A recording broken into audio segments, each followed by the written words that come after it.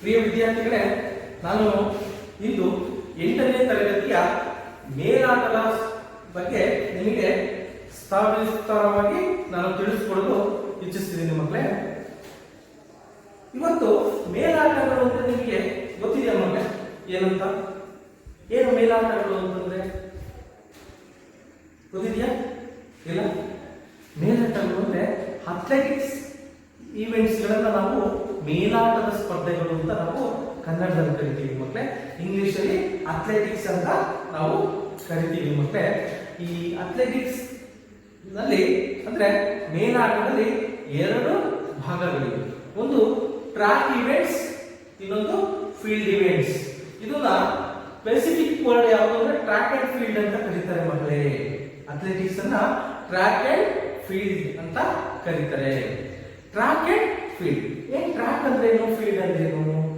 ಟ್ರ್ಯಾಕಿನಲ್ಲಿ ಏನಿದೆ ಅಂತ ನಿಮಗೆಲ್ಲ ಸಾಮಾನ್ಯವಾಗಿ ಗೊತ್ತಿದೆ ಅಲ್ವಾ? ನೀವು ವಲಯ ಮಟ್ಟಗಳ ಸ್ಪೋರ್ಟ್ಸ್ ಗಳಿಗೆ ಹೋದಾಗ, ತಾಲೂಕು ಮಟ್ಟದ ಸ್ಪೋರ್ಟ್ಸ್ ಗಳಿಗೆ ಹೋದಾಗ, ಅಥವಾ ರಾಜ್ಯ ಮಟ್ಟ, ರಾಷ್ಟ್ರ ಮಟ್ಟದ, ಅಂತಾರಾಷ್ಟ್ರೀಯ ಮಟ್ಟದ ಸ್ಪರ್ಧೆಗಳನ್ನ ಟಿವಿಗಳಲ್ಲಿ ತೋರಿಸ್ತಾ ಇರ್ತಾರೆ, ನೀವು ನೋಡಿದ್ದೀರಿ. ಏನ್ ಟ್ರ್ಯಾಕ್ ಅಂದ್ರೆ ಏನು? ನಾವು ಓಡುವಂತಹ ಪಥಗಳನ್ನ ಸೇರಿರುವಂತಹ ಒಂದು ಸಮೂಹಕ್ಕೆ ಟ್ರ್ಯಾಕ್ ಅಂತ ಕರಿತೀವಿ ಮಕ್ಕಳೇ. ಟ್ರ್ಯಾಕಿನಲ್ಲಿ ಏನೇನ್ ಮಾಡ್ತೀವಿ? ಓಡೋದು, ನಡಿಗೆ ಸ್ಪರ್ಧೆ, ಇವುಗಳನ್ನ ನಾವು ಮಾಡ್ತೀವಿ. ಅದೇ ಫೀಲ್ಡ್ ಅಂದ್ರೆ ಏನು?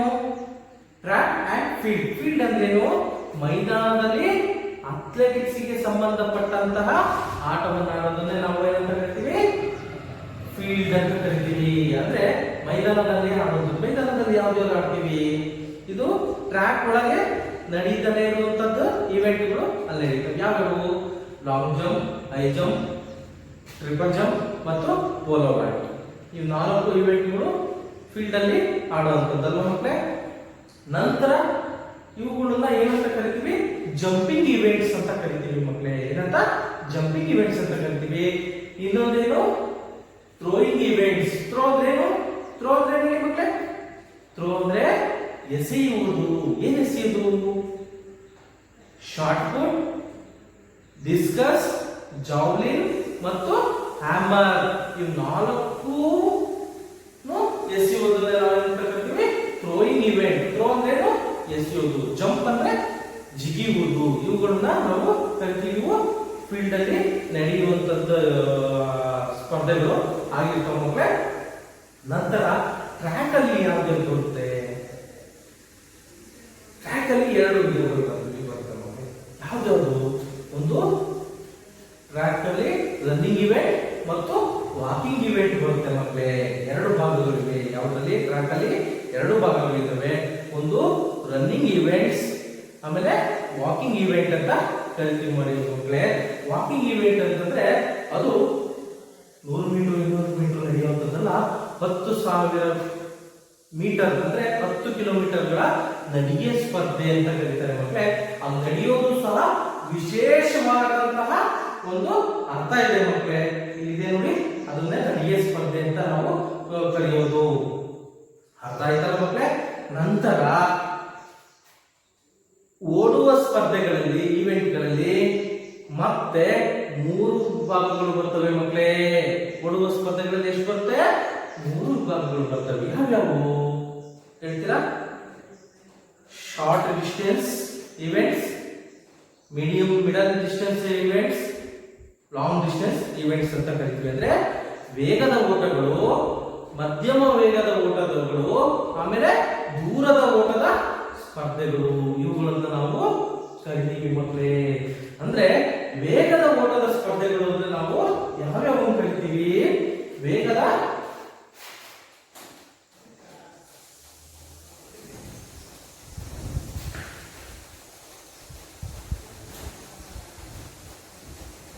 ಸ್ಪರ್ಧೆಗಳು ಅಂದ್ರೆ ಮತ್ತೆ ಒಂದು 100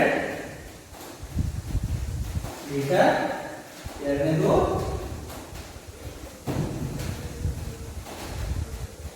200 ಮೀಟರ್, ಮೂರನೇದು 400 ಮೀಟರ್. ಹಾಗೆ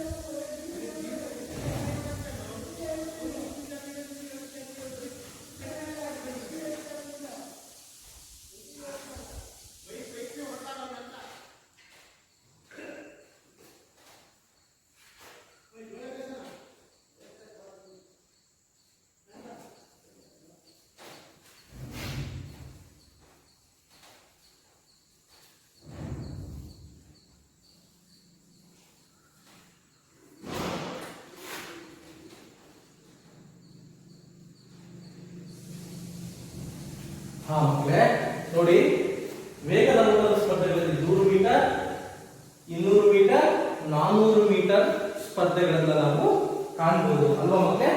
ನಂತರ ಮಧ್ಯಮ ವೇಗದ ಸ್ಪರ್ಧೆಗಳಲ್ಲಿ 800 ಮೀಟರ್, 1500 ಮೀಟರ್ಗಳ ಸ್ಪರ್ಧೆಯನ್ನು ನಾವು ನೋಡಬಹುದು ಮಕ್ಕಳೇ. ದೂರದ ಓಟದ ಸ್ಪರ್ಧೆಗಳಲ್ಲಿ 3000, 5000, 10,000 ಮೀಟರ್, ಅರ್ಧ ಮ್ಯಾರಥಾನ್, ಪೂರ್ಣ ಮ್ಯಾರಥಾನ್ ಮತ್ತು ಗುಡ್ಡಗಾಡು ಸ್ಪರ್ಧೆ ಅಂತ ನಾವು ಕಾಣಬಹುದು ಮಕ್ಕಳೇ. ನಿಮಗೆ ಈ ಎಲ್ಲ ಸ್ಪರ್ಧೆಗಳನ್ನ ನೋಡಿದ್ದೀರಿ ನೀವು. ಇಲ್ಲಿ ವಲಯ ಮಟ್ಟಗಳ ಸ್ಪೋರ್ಟ್ಸ್, ತಾಲೂಕು ಮಟ್ಟ ಸ್ಪೋರ್ಟ್ಸ್ಗಳಲ್ಲಿ ನಾವು ನೋಡಿದೀವಿ, ಆಡಿದೀವಿ ಅಲ್ವಾ ಮಕ್ಕಳೇ. ಆದ್ರೆ ಈ ಎರಡು ಸ್ಪರ್ಧೆಗಳನ್ನು ಸಹ ನಮ್ಮ ಪ್ರೌಢಶಾಲಾ ಮಟ್ಟದಲ್ಲಿ ಭಾಗವಹಿಸಲು ಇದಾವೆ ಮಕ್ಕಳೇ.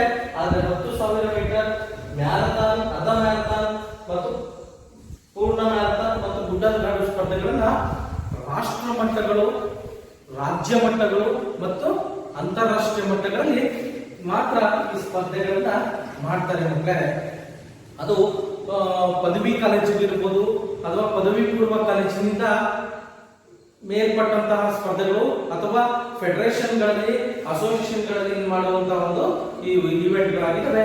ಇವತ್ತು ನಾವು ಈ ಮಧ್ಯಮ ಮತ್ತು ದೂರದ ಓಟಗಳ ಬಗ್ಗೆ ನಾವು ಇವತ್ತು ತಿಳ್ಕೊಳ್ತಾ ಇದ್ದೀವಿ ಮಕ್ಕಳೇ. ಈ ಅಧ್ಯಯನದಲ್ಲಿ ಕೆಳಗಿನ ಅಂಶಗಳನ್ನು ನಾವು ತಿಳಿತೀವಿ. ಯಾವ್ಯಾವ ತಿಳಿತೀವಿ?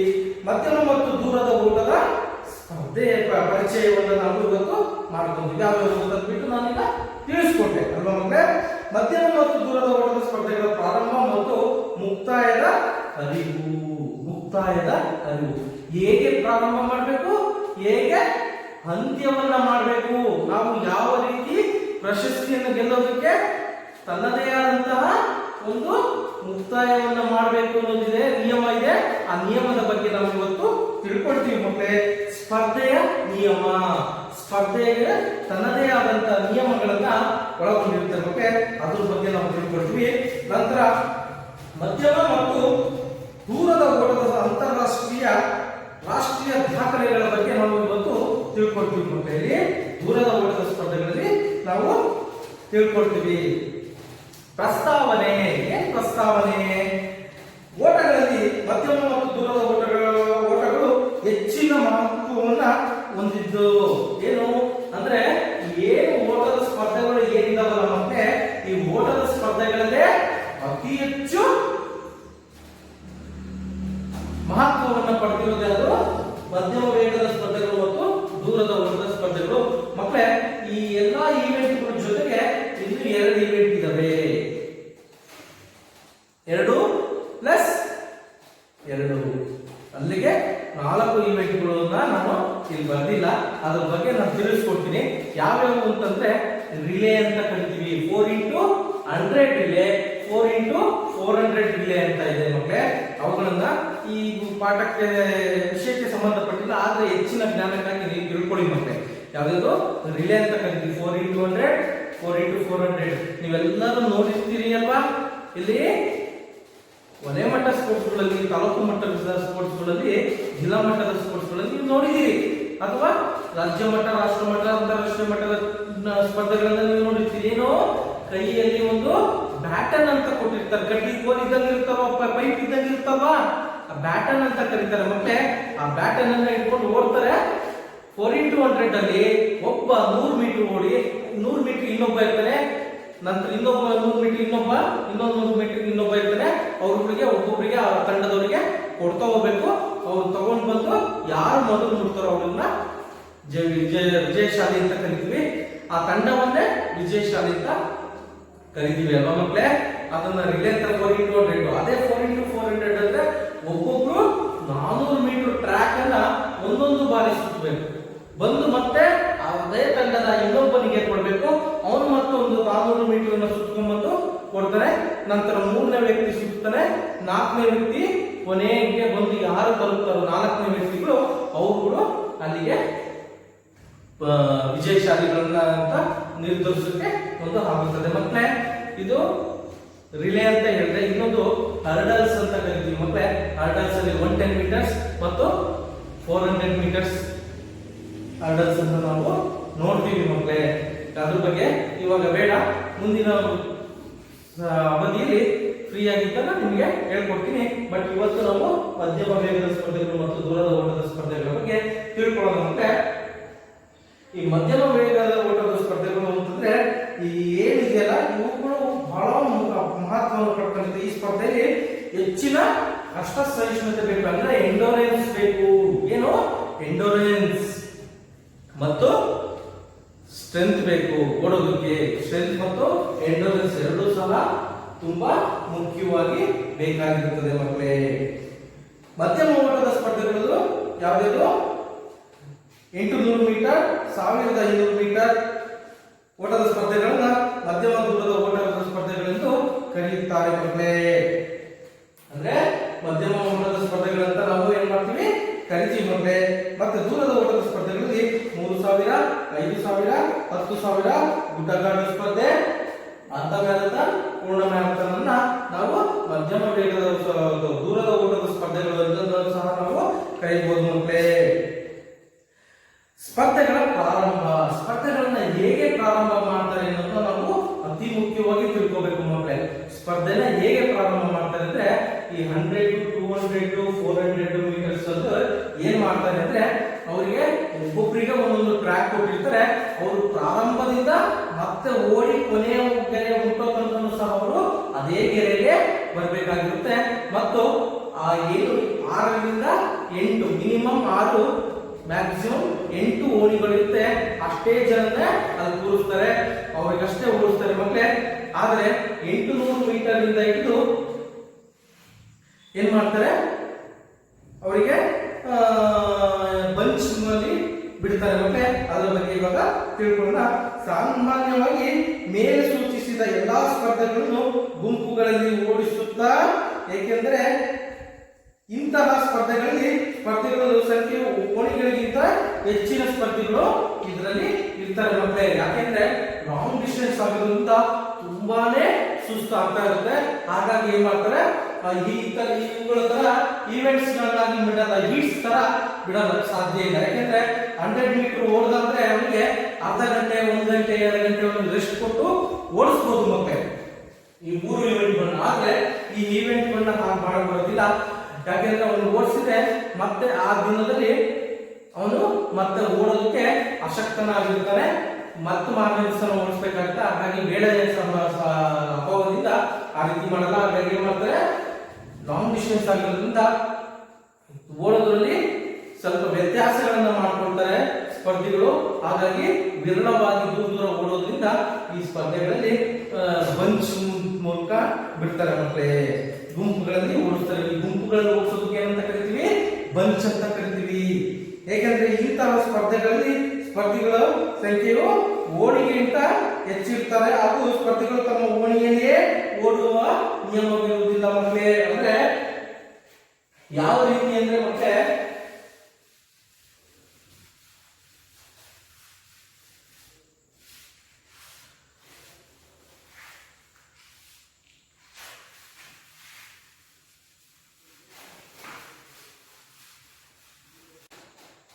ಅದನ್ನ ಏನಂತ ಕರಿತೀವಿ, ಡಯಾಗ್ನಲ್ ಆಕ್ಸಿಸ್ ಅಂತ ನಾವು ಕರಿತೀವಿ ಮಕ್ಕಳೇ. ಏನಂತ ಡಯಾಗ್ನಲ್ ಆಕ್ಸಿಸ್ ಅಂತ ನಾವು ಕರಿತೀವಿ.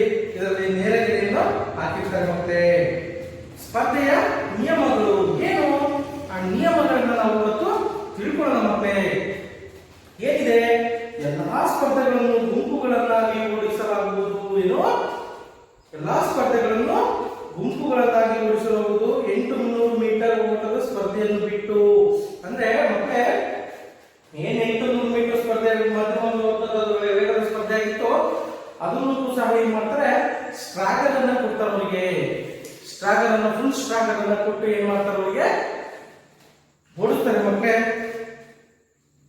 ಸ್ಪರ್ಧೆಯನ್ನು ನಡೆಸುವಾಗ ಟ್ರ್ಯಾಕ್ ನಲ್ಲಿ ಸ್ಪರ್ಧಿಗಳು ಹೆಚ್ಚಾಗಿದ್ದಲ್ಲಿ ಹೀಟ್ಸ್ ಗಳನ್ನು ಮಾಡಲಾಗುತ್ತದೆ.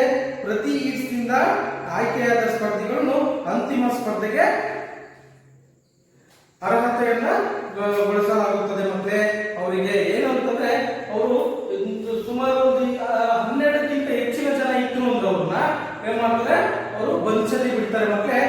ಅಥವಾ ತುಂಬಾ ಅಸಂಖ್ಯಾತ ಜನರೇನಾದ್ರು ಇದ್ರು ಅಂದ್ರೆ, ಹೆಚ್ಚು ಕಮ್ಮಿ 40, 60-70 ಜನ ಈ ರೀತಿ ಎಲ್ಲ ಇದ್ರು ಅಂದ್ರೆ 2 ಗುಂಪುಗಳನ್ನಾಗಿ ಮಾಡಿ ಬಿಡಲಾಗುತ್ತದೆ ಮಕ್ಕಳೇ. ಗೊತ್ತಾಯ್ತಲ್ಲ, 2 ಹೀಟ್ಸ್ ಗಳನ್ನಾಗಿ ಮಾಡಲಾಗುತ್ತೆ. ಅದರಲ್ಲಿ ಸುಮಾರು ಆ ಸ್ಪರ್ಧೆಯ ನಿಯಮದ ಪ್ರಕಾರ ಸುಮಾರು 5, 10, 15 ಜನ ಈ ರೀತಿ ಒಂದು ಸ್ಪರ್ಧೆಗಳನ್ನ ಬಂದಂತಹ ಸ್ಪರ್ಧೆಗಳನ್ನ ಅರ್ಹತೆ ಗಳಿಸಿದವ್ರನ್ನ ಇವರು ಆಯ್ಕೆ ಮಾಡ್ಕೊಂಡಿರ್ತಾರೆ. ಅದೇ ರೀತಿ ನೆಕ್ಸ್ಟ್ ಹೀಟ್ಸ್ ಅಲ್ಲಿ ಬಿಟ್ಟಂತವ್ರನ್ನು ಸಹ ಏನ್ ಮಾಡ್ತಾರೆ, ಅವ್ರನ್ನ ಆಯ್ಕೆ ಮಾಡ್ಕೊಳ್ತಾರೆ. ಈ ರೀತಿ ಆಯ್ಕೆ ಮಾಡಿಕೊಂಡು ಅವರಿಗೆ ಇನ್ನೊಂದು ಬಾರಿ ಫೈನಲ್ ರೌಂಡ್ ಅಲ್ಲಿ ಅವರಿಗೆ ಓಡಿಸಲು ಅನುವು ಮಾಡಿಕೊಡ್ತಾರೆ. ಸ್ಪರ್ಧಿಗಳ ಸಂಖ್ಯೆ 12ಕ್ಕಿಂತ ಹೆಚ್ಚಾಗಿದ್ದಾಗ 2 ಗುಂಪುಗಳನ್ನಾಗಿ ಮಾಡಿ ಏಕಕಾಲದಲ್ಲಿ ಅವ್ರನ್ನ ಏನ್ ಮಾಡ್ತಾರೆ ಮಕ್ಕಳೇ, ಬಿಡ್ತಾರೆ. ಒಂದು ಏನ ಲೈನ್ ಇರ್ತಲ್ಲ, ವಕ್ರಗೆರೆ ಅಂತ ಹೇಳಿದ್ರಲ್ಲ, ಡಯಾಗೋನಲ್ ಆಕ್ಸಿಸ್ ಅಂತ, ಆ ಆಕ್ಸಿಸ್ ಲೈನ್ ಹಿಂದೆಗಡೆ ಒಂದು ಲೈನ್ ಬಿಟ್ಟಿರ್ತಾರೆ. ನಂತರ ಅದರ ಹಿಂಭಾಗ ಒಂದು ಗುಂಪನ್ನು ಬಿಟ್ಟಿರ್ತಾರೆ ಮಕ್ಕಳೇ. ಆ ಗುಂಪುಗಳು ಓಡ್ತಾ ಓಡ್ತಾ ಒಂದಾಗಿ ಸೇರ್ಕೊಂಡು ಅವರು ಓಡ್ತಾರೆ. ಆದರೆ 800 ಮೀಟರ್ ಅಲ್ಲಿ ಈ ರೀತಿ ಆಗೋದಿಲ್ಲ. ಅವ್ರನ್ನ ಏನ್ ಮಾಡ್ತಾರೆ, ಹೆಚ್ಚಿನ ಸಂಖ್ಯೆಯಲ್ಲಿದ್ದಾಗ ಅವರಿಗೆ ಹೀಟ್ಸ್ ಗಳನ್ನಾಗಿ ಮಾಡಿ ಅವರನ್ನ ಓಡಿಸಿ ಏನ್ ಮಾಡ್ತಾರೆ, ಅದರಲ್ಲಿ ಬಂದಂತಹ 3 ಅಥವಾ 2 ಸ್ಪರ್ಧಿಗಳನ್ನ ಅಥವಾ 4 ಸ್ಪರ್ಧಿಗಳನ್ನ ಹೀಟ್ಸ್ ಎಷ್ಟು ಆಗುತ್ತೆ ಅನ್ನೋದ್ರ ಮೇಲೆ ಡಿಪೆಂಡ್ ಆಗಿರುತ್ತೆ. ಆ ಡಿಪೆಂಡ್ ಆಗಿರುವಂತಹ ಹೀಟ್ಸ್ ಗಳನ್ನ ಏನ್ ಮಾಡ್ತಾರೆ, ಅವ್ರು ಏನ್ ಮಾಡ್ತಾರೆ, ಮತ್ತೆ ಅದರಲ್ಲಿ ಬಂದಂತಹ 8 ಕೊನೆಯದಾಗಿ ಫೈನಲ್ ಗೆ 8 ಜನರನ್ನ ತೆಗೆದುಕೊಂಡು ಅವರಿಗೆ ಮತ್ತೆ ಫೈನಲ್ ರೌಂಡ್ ಅನ್ನ ಏರ್ಪಡಿಸಿ ಆ ಫೈನಲ್ ಅಲ್ಲಿ ಬಂದಂತಹ 3 ಸ್ಪರ್ಧಿಗಳಿಂದ ವಿಜಯಿ ಇರುವಂತದ್ದು ಅವರನ್ನು ಕಂಡು ಚಿನ್ನದ ಪದಕ, ಬೆಳ್ಳಿಯ ಪದಕ ಮತ್ತು ಕಂಚಿನ ಪದಕವನ್ನು ಅವರಿಗೆ ನೀಡಲಾಗುತ್ತೆ ಮಕ್ಕಳೇ. ಇದು ಸ್ಪರ್ಧೆಯ ನಿಯಮ ಆಗಿರುತ್ತದೆ. ಅದು 800 ಮೀಟರ್ ಸ್ಪರ್ಧೆ. ಆದರೆ ಇನ್ನು ಉಳಿದ ಸ್ಪರ್ಧೆಗಳು ಏನಿದಾವಲ್ಲ, 1500 ಮೀಟರ್, 3000, 5000, 10000, ಮ್ಯಾರಥಾನ್, ಹಾಫ್ ಮ್ಯಾರಥಾನ್ ಮತ್ತು ಫುಲ್ ಮ್ಯಾರಥಾನ್ ಮತ್ತು ಗುಡ್ಡಗಾಡು ಸ್ಪರ್ಧೆಗಳಿಗೆ ಎಲ್ಲ ಯಾವ ರೀತಿ ಅಂದ್ರೆ ಅವರನ್ನ ಬಂಚಾಗಿ ಒಟ್ಟೊಟ್ಟಿಗೆ ಬಿಡ್ತಾರೆ. ಅರ್ಥ ಆಯ್ತಾ ಮಕ್ಕಳೇ, ಯಾವ ರೀತಿ ಓಡಿಸ್ತಾರೆ ಅಂತಂದ್ಬಿಟ್ಟು. ನಂತರ ನಾವು ಸ್ಪರ್ಧೆಯ ಪ್ರಾರಂಭವನ್ನ ತಿಳ್ಕೊಳ್ಳೋಣ ಮಕ್ಕಳೇ. ಸ್ಪರ್ಧೆಯ ಪ್ರಾರಂಭವನ್ನ ಹೇಗೆ ಮಾಡ್ತಾರೆ ಅನ್ನೋದನ್ನ ನಾವು ಇವತ್ತು ತಿಳ್ಕೊಳ್ಳೋಣ. 400 ಮೀಟರ್ ಗಿಂತಲೂ ಹೆಚ್ಚಿನ ಓಟದ ಸ್ಪರ್ಧೆಗಳಲ್ಲಿ ಅಂದ್ರೆ ಏನು 800 ಮೀಟರ್ ಇಂದ ಮೇಲಿನ ಓಟಗಳಿದಾವಲ್ಲ, ಮಧ್ಯಮ ಓಟದಿಂದ ಇಟ್ಟು ದೂರದ ಓಟದವರೆಗೂ ಪ್ರಾರಂಭಿಸುವಾಗ ಪ್ರಾರಂಭಿಕರ ಆಜ್ಞೆಯು ಆನ್ ಯುವರ್ ಮಾರ್ಕ್ ಅಷ್ಟೇ ಆಗಿರುತ್ತದೆ ಮತ್ತೆ, ಸೆಟ್ ಇರೋದಿಲ್ಲ. ನಿಮಗೆ ಅಭ್ಯಾಸ ಮಾಡಬೇಕು ನಾನು ಹೇಳಿದ್ದೀನಿ, ಆಜ್ಞೆಯನ್ನ ಕೊಟ್ಟಿದ್ದೀನಿ. ಹಾಗೂ ಸ್ಪೋರ್ಟ್ಸ್ ಗಳದ್ದು ನಿಮಗೆ ವಲಯ ಮಟ್ಟ, ತಾಲೂಕು ಮಟ್ಟಗಳಲ್ಲಿ ಕೊಟ್ಟಿದ್ದಾರಲ್ವಾ, ಏನಂತ ಆನ್ ಯುವರ್ ಮಾರ್ಕ್ ಸೆಟ್ ಅಂತ ಚಪ್ಪಾಳೆಯನ್ನ ಕ್ಲಾಪರ್ ಮೂಲಕ ಶಬ್ದವನ್ನು ಬರುತ್ತೆ, ಅಥವಾ ಗನ್ನಿನ ಮೂಲಕ. ಅದು ಸ್ಟಾರ್ಟರ್ ಗನ್ ಅಂತಾನೆ ಇರುತ್ತದೆ ಅಥ್ಲೆಟಿಕ್ಸ್ ನಲ್ಲಿ. ಆ ಗನ್ನಿನ ಮೂಲಕ ಸ್ಟಾರ್ಟರ್ ಶಬ್ದ ಬಂದಾಗ ಏನ್ ಮಾಡ್ತೀರಿ, ನೀವು ಓಡೋದನ್ನು ನೋಡಿದಿರಿ. ಆದರೆ ಇಲ್ಲಿ ಆನ್ ಯುವರ್ ಮಾರ್ಕ್ ಅನ್ನೋದಷ್ಟೇ ಇರುತ್ತೆ, ಸೆಟ್ ಇರಲ್ಲ. ಆನ್ ಯುವರ್ ಮಾರ್ಕ್ ಅಂತ ಏನ್ ಮಾಡ್ತಾರೆ, ಗನ್ ಅನ್ನ ಹೊಡಿತಾರೆ, ಶೂಟ್ ಮಾಡ್ತಾರೆ, ಅಥವಾ ಕ್ಲಾಪ್ ಅನ್ನ ಹೊಡಿತಾರೆ ಮಕ್ಕಳೇ. ಅರ್ಥ ಆಯ್ತಲ್ಲ.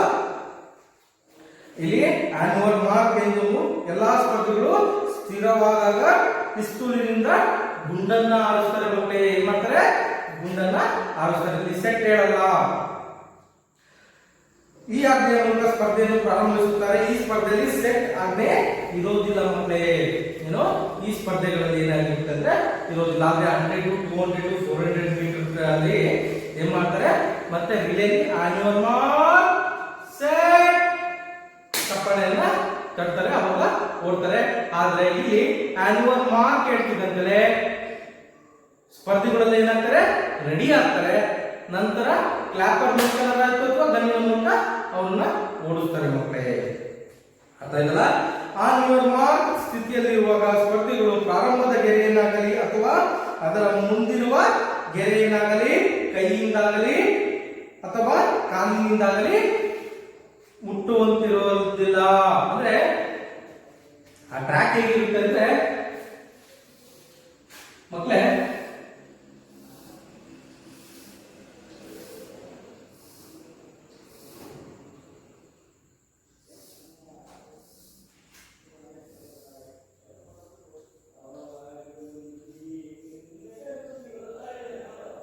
ಈ ರೀತಿ ಇರುತ್ತಲ್ಲ ಮಕ್ಕಳೇ,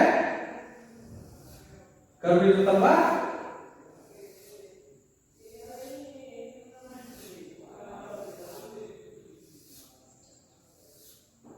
ಈ ರೀತಿ ಇರುತ್ತಲ್ವಾ. ಇವ್ರು ಏನ್ ಮಾಡಿರ್ತಾರೆ ಅಂದ್ರೆ ಈ ರೀತಿ ಅವರು ಗೆರೆಯನ್ನ ಕೊಟ್ಟಿರ್ತಾರೆ. ಮತ್ತೆ ಇದರಿಂದ ಅವರು ಬಂಚ್ ಮೂಲಕ ಓಡೋಕ್ ಪ್ರಾರಂಭ ಮಾಡ್ತಾರೆ. ಮತ್ತೆ ಅರ್ಥ ಆಯ್ತಲ್ಲ, ಗೊತ್ತಾಯ್ತಲ್ಲ, ಈ ರೀತಿ ಓಡೋದಕ್ಕೆ ನೋಡ್ತಾರೆ. ಆನಿಮಲ್ ಮಾರ್ಕ್ ಅಂದಾಗ ಅವ್ರು ಏನ್ ಮಾಡ್ತಾರೆ, ಈ ಗೆರೆಯ ಹಿಂಭಾಗದಲ್ಲಿ ನಿಂತಿರ್ತಾರೆ. ಇಲ್ಲಿ ಈ ಗೆರೆಯ ಹಿಂಭಾಗದಲ್ಲಿ ನಿಂತಿರ್ತಾರೆ. ಆದ್ರೆ ಈ ಗೆರೆಯನ್ನಾಗಿ ಅಥವಾ ಅದನ್ನ ದಾಟೋದಾಗ್ಲಿ ಮಾಡೋಂಗಿಲ್ಲ, ಕೈಯಲ್ಲೂ ಮುಟ್ಟಂಗಿಲ್ಲ, ಕಾಲಲ್ಲೂ ಮುಟ್ಟಂಗಿಲ್ಲ, ಅಥವಾ ಬೀಳುವಾಗೆ ಇಲ್ಲ. ಆನಿಮಲ್ ಮಾರ್ಕ್ ಹೇಳಿದ ಮೇಲೆ ಗೊತ್ತಾಯ್ತಲ್ಲ ಮಕ್ಕಳೇ, ಆನಿಮಲ್ ಮಾರ್ಕ್ ಹೇಳ್ತಿದ್ದಂತೆ ಇದೆಲ್ಲ ಬಂದು ಸಿದ್ಧರಾಗ್ತಾರೆ. ಅವರು ಶೂಟ್ ಮಾಡ್ತಿದ್ದಂದ್ರೆ ಏನ್ ಮಾಡ್ತಾರೆ, ಓಡೋದಕ್ಕೆ ಪ್ರಾರಂಭಿಸ್ತಾರೆ ಮಕ್ಕಳೇ. ಇದನ್ನ ನಾವು ವಿಡಿಯೋದಲ್ಲಿ ನೋಡಬಹುದು ಮಕ್ಕಳೇ, ಅಲ್ವಾ. ಸುತ್ತು ಎಣಿಕೆ ಮಾಡುವವರು, ಏನು ಸುತ್ತು ಎಣಿಕೆ ಮಾಡುವವರು? ನೀವು ಮಕ್ಕಳೇ 1500 ಮೀಟರ್ ಅಂದ್ರೆ ಅಂತಾರಾಷ್ಟ್ರೀಯ ಮಟ್ಟಗಳಲ್ಲಿ, ರಾಷ್ಟ್ರ ಮಟ್ಟಗಳಲ್ಲಿ ನಿಮಗೆ 400 ಮೀಟರ್ ಟ್ರ್ಯಾಕ್ ನಲ್ಲಿ ಓಡಿಸ್ತಾ ಇರ್ತಾರೆ. ಮತ್ತೆ ನಿಮಗೆ ಟ್ರ್ಯಾಕ್ ನಲ್ಲಿ 2 ವಿಧಗಳಿದೆ. ಅದನ್ನ ಹಿಂದಿನ ತರಗತಿಯಲ್ಲಿ ನಾನು ಹೇಳಿದ್ದೀನಿ. 500 ಮೀಟರ್ ಟ್ರ್ಯಾಕ್ ಮತ್ತು 400 ಮೀಟರ್ ಟ್ರ್ಯಾಕ್ ಅಂತ. 400 ಮೀಟರ್ ಟ್ರ್ಯಾಕ್ ಅನ್ನ ಸ್ಟ್ಯಾಂಡರ್ಡ್ ಟ್ರ್ಯಾಕ್ ಅಂತ ನಾವು ಕರಿತೀವಿ. ಅದರಲ್ಲಿ 8 ಓಣಿಗಳು ಇರ್ತವೆ. 8 ಜನ ಸ್ಪರ್ಧಿಗಳು ಏಕಕಾಲದಲ್ಲಿ ಓಡುವಂತಹ ಲೈನ್ಗಳಿರ್ತವೆ. ಅದನ್ನ ನಾವು ಏನು ಕರಿತೀವಿ, ಸ್ಟ್ಯಾಂಡರ್ಡ್ ಟ್ರ್ಯಾಕ್ ಅಂತ ಕರಿತೀವಿ. 400 ಮೀಟರ್ ಟ್ರ್ಯಾಕ್ ನ 400 ಮೀಟರ್ ಟ್ರ್ಯಾಕ್ ಅನ್ನ 1500 ಅಂದ್ರೆ ಎಷ್ಟು ರೌಂಡ್ ಸುತ್ತಬೇಕು ಹಿಂಗಾದ್ರೆ ಹೇಳಿ ಮಕ್ಕಳೇ? 400 1 ರೌಂಡ್ ಸುತ್ತಿದ್ರೆ 400 ಮೀಟರ್ ಆಗುತ್ತೆ. 2 ರೌಂಡ್ ಸುತ್ತಿದ್ರೆ 800, 3 ರೌಂಡ್ ಸುತ್ತಿದ್ರೆ 1200 ಮೀಟರ್. ನಂತರ 4 ರೌಂಡ್ ಸುತ್ತಿದ್ರೆ 1600 ಮೀಟರ್ ಅಂತಂದ್ರೆ 1500 ಅಂದ್ರೆ 3 ಮುಕ್ಕಾಲು ಸುತ್ತುಗಳನ್ನ ಅವರು ಸುತ್ತಬೇಕಾಗಿರುತ್ತದೆ. ಹಾಗಾಗಿ ಏನ್ ಮಾಡ್ತಾರೆ ಅಂದ್ರೆ ಅವರಿಗೆ 400 ಮೀಟರ್ ಮತ್ತು 800 ಮೀಟರ್ ಸ್ಟಾರ್ಟ್ ಮಾಡಿರುವಂತಹ ಜಾಗದಲ್ಲಿ ಅವರನ್ನ ಬಿಡೋದಿಲ್ಲ, ಅಥವಾ ಬಂಚ್ ಲೈನ್ ಸ್ಟಾರ್ಟ್ ಮಾಡ್ತಾರಲ್ಲ ಅಲ್ಲಿ ಬಿಡೋದಿಲ್ಲ. 1500 ಮೀಟರ್ ಏನ್ ಮಾಡ್ತಾರೆ, ಅಲ್ಲಿಂದ ನೆಕ್ಸ್ಟ್ ಕರ್ವ್ ಇರುತ್ತೆ, ಆ ಕರ್ವಿನಿಂದ ಬಿಡ್ತಾರೆ. ಅವಾಗ 100 ಮೀಟರ್, 200 ಮೀಟರ್, 300 ಮೀಟರ್ ಇಲ್ಲ ಆಗುತ್ತೆ. ನಂತರ 3 ರೌಂಡ್ಗಳ ಸುತ್ತಬೇಕು. ಅಂದ್ರೆ ಅಲ್ಲಿಗೆ 3 ಮುಕ್ಕಾಲು ರೌಂಡ್ಗಳನ್ನ ಅವರು ಸುತ್ತಬೇಕಾಗಿರುತ್ತೆ ಮಕ್ಕಳೇ.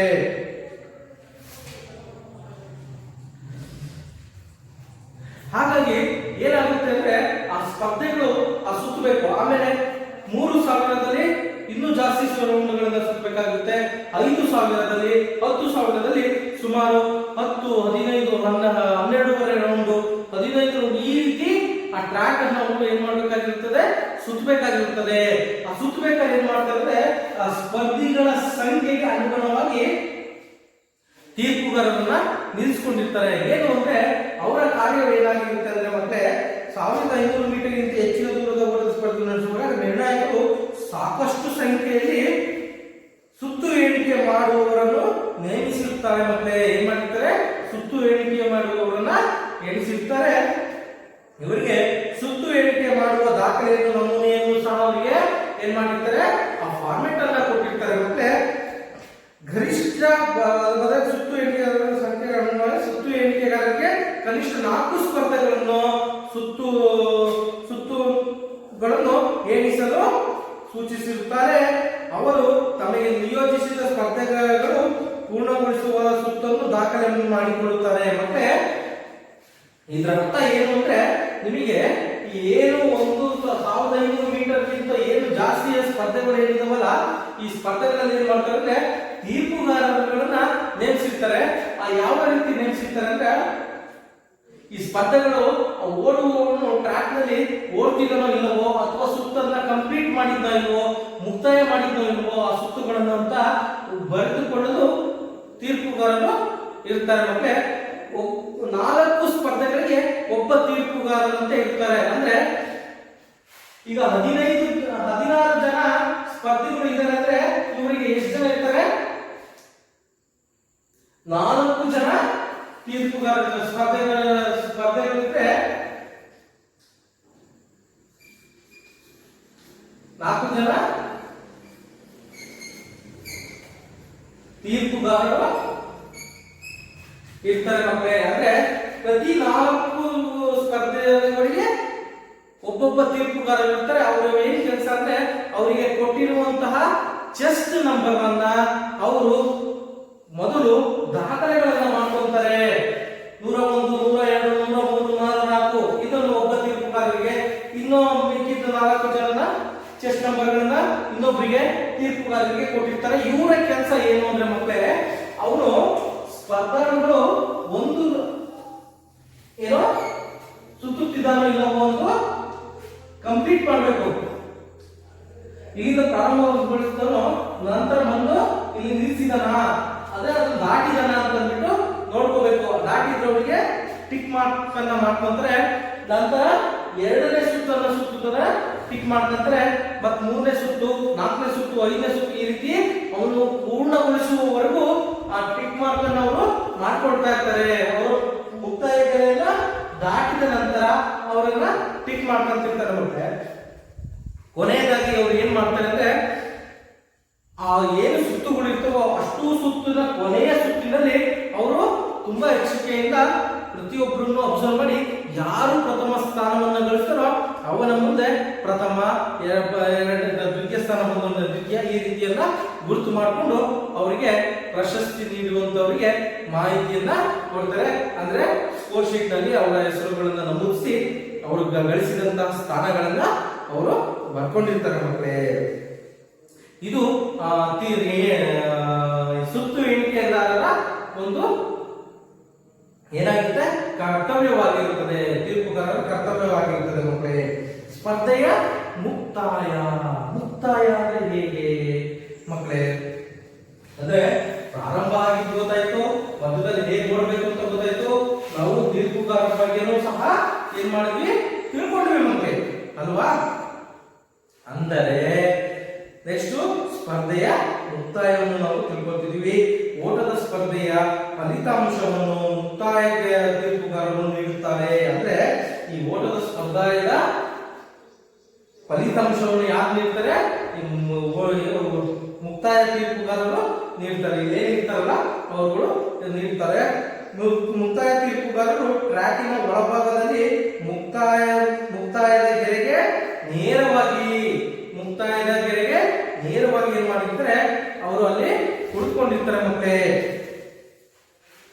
ಅವರು ಅಲ್ಲಿ ಕುಳಿತುಕೊಂಡು ಅಬ್ಸರ್ವ್ ಮಾಡ್ತಾ ಇರ್ತಾರೆ. ಟ್ರ್ಯಾಕ್ ನ ಮೊದಲ ಓಣಿ ಮುಕ್ತಾಯದ ಕಂಬದಿಂದ ಸುಮಾರು 5 ಮೀಟರ್ ಅಂತರದಲ್ಲಿ ಫಿನಿಶಿಂಗ್ ಸ್ಟ್ಯಾಂಡ್ ಮೇಲೆ ಕುಳಿತು ಕೆಲಸ ನಿರ್ವಹಿಸುತ್ತಿರ್ತಾರೆ. ಮತ್ತೆ ಏನಿಲ್ಲಿ ಈ ಟ್ರ್ಯಾಕ್ ಇರ್ತಲ್ಲ ಮತ್ತೆ, ಈ ಟ್ರ್ಯಾಕ್ ಇರ್ತಲ್ಲ, ಇಲ್ಲಿ ಏನ್ ಮುಕ್ತಾಯದ ಗೆರೆ ಅಂತ ಇರುತ್ತಲ್ಲ, ಈ ಮುಕ್ತಾಯದ ಗೆರೆ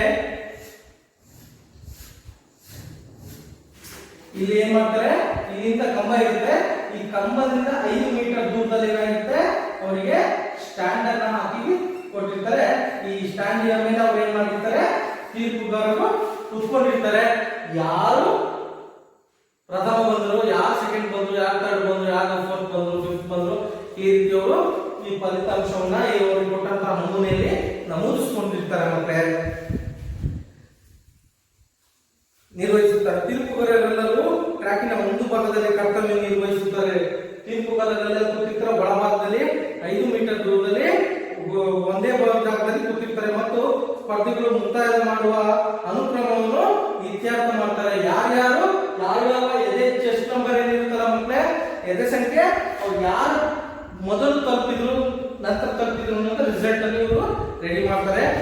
ಸ್ಪರ್ಧಿಗಳ ಮುಕ್ತಾಯದ ಗೆರೆಯ ಒಳಭಾಗದ ಅಂಚನ್ನು ತಮ್ಮ ಟಾರ್ಸೋ ಕರಶಿರವಿಲ್ಲದ ಅಂದ್ರೆ ಶರೀರವಿಲ್ಲದ ಭಾಗವನ್ನ ಅವರು ಮುಟ್ಟುವಂಥದ್ದು, ಅಂದ್ರೆ ಕೈ, ಕಾಲು ಇವುಗಳನ್ನ, ಮತ್ತು ಚೆಸ್ಟ್ ಫಿನಿಶಿಂಗ್ ಅಂದ್ರೆ ಎದೆ ಭಾಗ, ಚೆಸ್ಟ್ ಫಿನಿಶಿಂಗ್. ಈ ರೀತಿ ಕೊನೆಯಲ್ಲಿ ಓಡ್ಬೇಕಾದ್ರೆ ಏನ್ ಮಾಡೋದು, ಕೊನೆಯಲ್ಲಿ ಈ ರೀತಿ ಎದೆಯನ್ನು ಉಪ್ಪಿಸಿ ಆ ಒಂದು ಗೆರೆಯನ್ನ ದಾಟಿದ್ರು ಅಂದ್ರೆ ಅವರು ಪ್ರಥಮ ಸ್ಥಾನವನ್ನ ಗಳಿಸಿರ್ತಾರೆ, ದ್ವಿತೀಯ ಸ್ಥಾನ ಗಳಿಸಿದ್ರು, ತೃತೀಯ ಸ್ಥಾನ ಗಳಿಸೋಕೆ ಅನುಕೂಲ ಆಗುತ್ತೆ ಮಕ್ಕಳೇ. ಇದು ಫಿನಿಶಿಂಗ್ ಮಾಡುವಂತ ಒಂದು ನಿಯಮವಾಗಿರುತ್ತೆ. ಮುಂಡದ ಭಾಗ ತಲುಪಿದ ಕ್ರಮಗಳಲ್ಲಿ ಸ್ಪರ್ಧಿಗಳಿಗೆ ಸ್ಥಾನವನ್ನ ನೀಡಲಾಗುವುದು. ಅಂದ್ರೆ ಚೆಸ್ಟ್ ಎದೆಯನ್ನ ಅವರು ನೋಡ್ತಾರೆ, ಮತ್ತೆ ಕಾಲನ್ನು ಸಹ ನೋಡ್ತಾರೆ. ಇದರಲ್ಲಿ ಈ ಮೂರರಲ್ಲಿ ಯಾವುದು ಬಂದಿದೆ, ಕಾಲು, ಎದೆ, ತಲೆ, ಇದರ ಮೂರಲ್ಲಿ ಯಾವುದು ಮೊದಲು, ಯಾವುದು ಮೊದಲು ತಲುಪಿದೆ ಅನ್ನೋದನ್ನು ನಿರ್ಧರಿಸೋಕೆ ಮಾಡಿಕೊಂಡಿರುವಂತ ನಿಯಮವಾಗಿರುತ್ತೆ ಮಕ್ಕಳೇ. ಈಗ ದೂರದ ಓಟದ ಸ್ಪರ್ಧೆಗಳಲ್ಲಿ ಪುರುಷ ಮತ್ತು ಮಹಿಳೆಯರ ವಿಭಾಗದಲ್ಲಿ ರಾಷ್ಟ್ರ, ರಾಜ್ಯ ಹಾಗೂ ಅಂತಾರಾಷ್ಟ್ರೀಯ ಕ್ರೀಡಾಪಟುಗಳ ದಾಖಲೆಗಳನ್ನು ನಿಮಗೆ ತಿಳಿಸ್ಕೊಡ್ತೀನಿ ಮಕ್ಕಳೇ. ಏನೇನಿದೆ ಅಂತಂದ್ರೆ, ಮಧ್ಯಮ ಓಟದ ಸ್ಪರ್ಧೆಗಳಲ್ಲಿ 800 ಮೀಟರ್, 1500 ಮೀಟರ್ಗಳಲ್ಲಿ ಅಂತಾರಾಷ್ಟ್ರೀಯ ಮಟ್ಟದಲ್ಲಿ ಡೇವಿಡ್ ಲೆಕೂಟಾ, ರುಡಿಶಾ, ಇವರು ಕೀನ್ಯಾದವರಾಗಿದ್ದು, ಇವರು 1 ನಿಮಿಷ 40 ಸೆಕೆಂಡ್ 91 ಮಿಲಿ ಸೆಕೆಂಡ್ ಅಲ್ಲಿ ಇವರು ಪ್ರಥಮ ಸ್ಥಾನ ಗಳಿಸಿ ಇವರು ಒಂದು ದಾಖಲೆಯನ್ನ ನಿರ್ಮಿಸಿಕೊಂಡಿದ್ದಾರೆ. ಮತ್ತೆ ಅದೇ ರೀತಿ ರಾಷ್ಟ್ರ ಮಟ್ಟದಲ್ಲಿ ಶ್ರೀರಾಮ್ ಸಿಂಗ್ ಇವರು 1 ನಿಮಿಷ 45 ಸೆಕೆಂಡ್ 77 ಮಿಲಿ ಸೆಕೆಂಡ್ನಲ್ಲಿ ಗಳಿಸಿದ್ದಾರೆ. ಇವರು ರಾಜಸ್ಥಾನದವರಾಗಿದ್ದಾರೆ. ಮತ್ತೆ ರಾಜ್ಯದಲ್ಲಿ ನೋಡಿದ್ರೆ ದಾಮೋದರ್ ಗೌಡ ಇವರು 1 ನಿಮಿಷ 50 ಸೆಕೆಂಡ್ 40 ಮಿಲಿ ಸೆಕೆಂಡಿನಲ್ಲಿ ಇವರು ನಮ್ಮ ರಾಜ್ಯದಲ್ಲಿ ಈಗ ಸದ್ಯ ದಾಖಲೆಯನ್ನ ನಿರ್ಮಿಸಿದ್ದಾರೆ. ಮತ್ತೆ ಅದೇ ರೀತಿ 1500 ಮೀಟರ್ ನಲ್ಲಿ ಇಚಾಮ್ ಎಲ್ ಗ್ಯಾರೋಜ್ ಮೊರಾಕೋದವರು ಅಂತಾರಾಷ್ಟ್ರೀಯ ಮಟ್ಟದಲ್ಲಿ 3 ನಿಮಿಷ 26 ಸೆಕೆಂಡಿನಲ್ಲಿ ಇವರು ತಲುಪಿದ್ದಾರೆ. ಎಷ್ಟು? 1500 ಮೀಟರ್ ಅನ್ನ. 1500 ಮೀಟರ್ ಅಂದ್ರೆ 3 ರೌಂಡ್ ಅಂತ ಹೇಳಿದ್ದಾರೆ ಮಕ್ಕಳೇ. ಆ 3 ರೌಂಡ್ ಅನ್ನ ಅವರು ಸುತ್ತಿದ್ದಾರೆ ಮಕ್ಕಳೇ. ಅದೇ ರೀತಿ ನಮ್ಮ ರಾಷ್ಟ್ರ ಮಟ್ಟದಲ್ಲಿ ಭಾರತದಲ್ಲಿ ಬಹದ್ದೂರ್ ಪ್ರಸಾದ್ ಇವರು 3 ನಿಮಿಷ 18 ಸೆಕೆಂಡಿನಲ್ಲಿ ತಲುಪಿದ್ದಾರೆ ಮಕ್ಕಳೇ. ಸತ್ಯನಾರಾಯಣ ಅವರು 3 ನಿಮಿಷ 50 ಸೆಕೆಂಡ್ 10 ಮಿಲಿ ಸೆಕೆಂಡಿನಲ್ಲಿ ನಮ್ಮ ಕರ್ನಾಟಕದಲ್ಲಿ ದಾಖಲೆಯನ್ನ ನಿರ್ಮಿಸಿದ್ದಾರೆ ಮಕ್ಕಳೇ. ಅದೇ ರೀತಿ 3000ದಲ್ಲಿ ಡೇನಿಯಲ್ ಕೊಮೆನ್ ಇವರು ಕೀನ್ಯಾದವರಾಗಿದ್ದು 7 ನಿಮಿಷ 20 ಸೆಕೆಂಡ್ 67 ಮಿಲಿ ಸೆಕೆಂಡಿನಲ್ಲಿ ಇವರು ಪ್ರಥಮ ಸ್ಥಾನವನ್ನು ಗಳಿಸುವ ಮೂಲಕ ಅವರು ದಾಖಲೆಯನ್ನ ಬರೆದಿದ್ದಾರೆ ಮಕ್ಕಳೇ. ಅದೇ ರೀತಿ ಭಾರತದಲ್ಲಿ ಸುರೇಂದ್ರ ಸಿಂಗ್ 7 ನಿಮಿಷ 50 ಸೆಕೆಂಡ್ 31 ಮಿಲಿ ಸೆಕೆಂಡಿನಲ್ಲಿ ತಲುಪಿದ್ದಾರೆ. ಇವರು ಉತ್ತರಾಖಂಡ್ನ ರಾಜ್ಯದವರಾಗಿದ್ದಾರೆ ಮಕ್ಕಳೇ. ಅದೇ ರೀತಿ ಪರಸಪ್ಪ MH ಇವರು ಸಹ 8 ನಿಮಿಷ 57 ಸೆಕೆಂಡ್ 9 ಮಿಲಿ ಸೆಕೆಂಡಿನಲ್ಲಿ ಈ ಗುರಿಯನ್ನು ತಲುಪಿ ನಮ್ಮ ಕರ್ನಾಟಕದಲ್ಲಿ ದಾಖಲೆಯನ್ನು ನಿರ್ಮಿಸಿದ್ದಾರೆ ಮಕ್ಕಳೇ. ಅದೇ ರೀತಿ 5000ದಲ್ಲಿ ಕೆನರೀಸ್ ಬೆಕಾಲೆ ಇಥಿಯೋಪಿಯಾನು ಒಂದು ದೇಶ, ಆ ದೇಶದವರು ಅವರು 12 ನಿಮಿಷ 17 ಸೆಕೆಂಡ್ 35 ಮಿಲಿ ಸೆಕೆಂಡಿನಲ್ಲಿ ತಲುಪಿದ್ದಾರೆ ಮಕ್ಕಳೇ. ಅದೇ ರೀತಿ ಬಹದ್ದೂರ್ ಪ್ರಸಾದ್ ಅಂತ ಅವ್ರು ಹೇಳಿದಾರ 1500 ಮೀಟರ್ ಓಡಿದ್ದಾರೆ ಅಂತ, ಅವರೇ ಏನ್ ಮಾಡಿದ್ದಾರೆ 13 ನಿಮಿಷ 29 ಸೆಕೆಂಡ್ 70 ಮಿಲಿ ಸೆಕೆಂಡ್ ತಲುಪಿದ್ದಾರೆ. KM ಸುರೇಶ್ KM ಸುರೇಶ್ ಅನ್ನೋರು ನಮ್ಮ ಕರ್ನಾಟಕದಲ್ಲಿ 14 ನಿಮಿಷ 7 ಸೆಕೆಂಡ್ಗೆ ಅವರು ತಲುಪಿ ದಾಖಲೆಗಳನ್ನ ನಿರ್ಮಿಸಿದ್ದಾರೆ ಮಕ್ಕಳೇ. ಅದೇ ರೀತಿ 10,000 ಮೀಟರ್ ಅಲ್ಲೂ ಸಹ ಅದೇ ರೀತಿ ಮಾಡಿದರೆ ಯಾರು ಕೆನರೀಸ್ ಬೆಕಾಲೆ ಇಥಿಯೋಪಿಯಾದವರೇ ಅದೇ ಇದನ್ನು 10,000 ಮೀಟರ್ ಅಲ್ಲೂ ಸಹ ಅವರು ಪ್ರಥಮ ಸ್ಥಾನ ಗಳಿಸಿ ದಾಖಲೆಯನ್ನು ಮಾಡಿದ್ದಾರೆ. ಅದೇ ರೀತಿ ಸುರೇಂದ್ರ ಸಿಂಗ್ ಇವರು ಸಹ 28 ನಿಮಿಷ 2 ಸೆಕೆಂಡ್ 89 ಮಿಲಿ ಸೆಕೆಂಡ್ ನಲ್ಲಿ ಇವರು ಸಹ ಗಳಿಸಿದ್ದಾರೆ. ಏನು 5,000 ಮೀಟರ್ ಓಡಿದಾರಲ್ಲ ಇವರುಗಳೇ ಮತ್ತೆ ಅಂತಾರಾಷ್ಟ್ರೀಯ ಮಟ್ಟ, ರಾಷ್ಟ್ರ ಮಟ್ಟ, ರಾಜ್ಯ ಮಟ್ಟಗಳಲ್ಲಿ ಪ್ರಶಸ್ತಿಯನ್ನ ದಾಖಲೆಗಳನ್ನ ನಿರ್ಮಿಸಿದ್ದಾರೆ. KM ಸುರೇಶ್ ಇವರು ಸಹ 3 ನಿಮಿಷ 30 ನಿಮಿಷ 1 ಸೆಕೆಂಡ್ಗೆ ದಾಖಲೆಯನ್ನ ಮಾಡಿದ್ದಾರೆ ಮಕ್ಕಳೇ. ಅದೇ ರೀತಿ ಅರ್ಧ ಮ್ಯಾರಥಾನ್ ಏನು ಮಕ್ಕಳೇ? ಅರ್ಧ ಮ್ಯಾರಥಾನ್ ಅಂದ್ರೆ ಗೊತ್ತಾ ನಿಮಗೆ? ಅರ್ಧ ಮ್ಯಾರಥಾನ್ ಅಂದ್ರೆ ಮಕ್ಕಳೇ ಏನು? ಅರ್ಧ ಮ್ಯಾರಥಾನ್ ಅಂದ್ರೆ ಮ್ಯಾರಥಾನ್ ಅಂದ್ರೆ ಓಡುವುದು ಸ್ಪರ್ಧೆ ಆಗಿದ್ದು ಅದು ದೊಡ್ಡ ಸ್ಪರ್ಧೆ ಆಗಿರುತ್ತೆ ಮಕ್ಕಳೇ.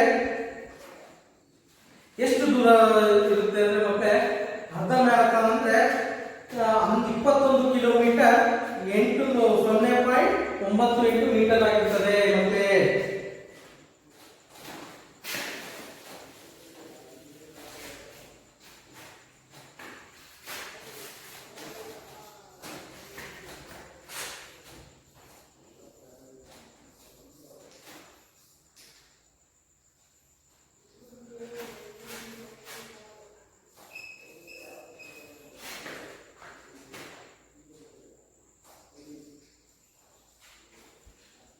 ಆಗಿರ್ತದೆ ಮಕ್ಕಳೇ. ಮಕ್ಕಳೇ ಅರ್ಧ ಮ್ಯಾರಥಾನ್ ಅಂದ್ರೆ 21 ಕಿಲೋಮೀಟರ್ 21.098 ಕಿಲೋಮೀಟರ್ ಓಡೋದಾಗಿರ್ತದೆ. ಪೂರ್ಣ ಮ್ಯಾರಥಾನ್ ಅಲ್ಲಿ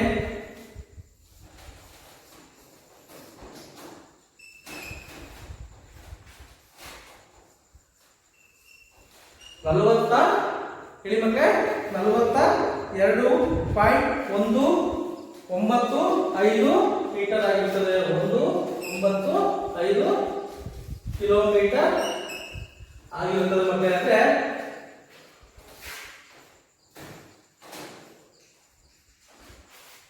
ಅರ್ಧ ಮ್ಯಾರಥಾನ್ ಅಂದ್ರೆ 21 ಕಿಲೋಮೀಟರ್ 0.098 ಕಿಲೋಮೀಟರ್ ಆಗಿರುತ್ತದೆ ಮಕ್ಕಳೇ. ಪೂರ್ಣ ಮ್ಯಾರಥಾನ್ ಅಂದ್ರೆ 42.195 ಕಿಲೋಮೀಟರ್ ಆಗಿರುತ್ತದೆ ಮಕ್ಕಳೇ. ಇದನ್ನ ರಸ್ತೆಗಳನ್ನು ಸಹ ಓಡಿಸ್ತಾರೆ ಮಕ್ಕಳೇ. ಗೊತ್ತಾಯ್ತಲ್ಲ? ಈ ಒಂದು ಸ್ಪರ್ಧೆಯಲ್ಲಿ ಅರ್ಧ ಮ್ಯಾರಥಾನ್ ಏನ್ ಹೇಳಿದ್ದಲ್ಲ ಈಗ ಈ 21.098 ಕಿಲೋಮೀಟರ್ ಏನಿದೆಯಲ್ಲ ಈ ಒಂದು ಸ್ಪರ್ಧೆಯಲ್ಲಿ ಜರ್ಸಿನೆ ತಡಸೆ ಇರಿಟ್ರಿಯಾ ಅನ್ನೋ ಒಂದು ದೇಶದವರು ಇವರು 58 ನಿಮಿಷ 23 ಸೆಕೆಂಡಿನಲ್ಲಿ ಅಂದ್ರೆ ಸುಮಾರು 1 ನಿಮಿಷಕ್ಕಿಂತ ಕಡಿಮೆ ಅವಧಿಯಲ್ಲಿ ಇವರು ಈ ಅರ್ಧ ಮ್ಯಾರಥಾನ್ ಅನ್ನು ಮುಗಿಸಿದ್ದಾರೆ ಮಕ್ಕಳೇ. ನಂತರ ದೀಪ್ ಚಂದ್ ಇವರು ಸಹ 1 ಗಂಟೆ 4 ನಿಮಿಷಕ್ಕೆ ಈ ಅರ್ಧ ಮ್ಯಾರಥಾನ್ ಅನ್ನ ಪೂರ್ಣಗೊಳಿಸಿದ್ದಾರೆ ಮಕ್ಕಳೇ. ನಂತರ ಸಂತೋಷ್ ಅನ್ನುವರು ನಮ್ಮ ಕರ್ನಾಟಕದಲ್ಲಿ 1 ಗಂಟೆ 11 ನಿಮಿಷಕ್ಕೆ ಈ ಒಂದು ಸಾಧನೆಯನ್ನ ಮಾಡಿದ್ದಾರೆ ಮಕ್ಕಳೇ. ನಂತರ ಮ್ಯಾರಥಾನ್ ನಲ್ಲಿ ಎಲಿಯಟ್ ಕೆಪ್ಟೋಗೆ ಅನ್ನುವರು ಇವರು 2 ಗಂಟೆ 1 ನಿಮಿಷ 39 ಸೆಕೆಂಡ್ಗೆ ಈ ಪೂರ್ಣ ಮ್ಯಾರಥಾನ್ ಅನ್ನ ಮಾಡುವುದರ ಮೂಲಕ ದಾಖಲೆಯನ್ನು ಮಾಡಿದ್ದಾರೆ. ನಂತರ ಶಿವನಾಥ್ ಸಿಂಗ್ ಇವರು ಸಹ 2 ಗಂಟೆ 12 ನಿಮಿಷ ಓಡಿದ್ದಾರೆ ಬಿಹಾರ್ನವರು. ಇವರು ಸಹ ಅಷ್ಟೇ. ಕೆ.ಎಂ. ಸೀತಾರಾಮ್ ಇವರು ಸಹ 2 ಗಂಟೆ 15 ನಿಮಿಷ 10 ಸೆಕೆಂಡ್ಗೆ ಈ ಪೂರ್ಣ ಮ್ಯಾರಥಾನ್ ಅನ್ನ ಓಡಿ ದಾಖಲೆಯನ್ನ ನಿರ್ಮಿಸಿದ್ದಾರೆ ಮಕ್ಕಳೇ. ಇಲ್ಲಿಗೆ ಈ ಒಂದು ತರಗತಿಯನ್ನ ಮುಗಿಸ್ತಾ ಇದ್ದೀನಿ. ಮುಂದಿನ ತರಗತಿಯಲ್ಲಿ ಮಹಿಳೆಯರ ವಿಭಾಗದಲ್ಲಿ ದಾಖಲೆಗಳನ್ನು ನೋಡೋಣ. ಮಕ್ಕಳೇ ಇಲ್ಲಿಗೆ ಈ ಒಂದು ತರಗತಿಯನ್ನ ಮುಗಿಸ್ತಾ ಇದ್ದೀನಿ.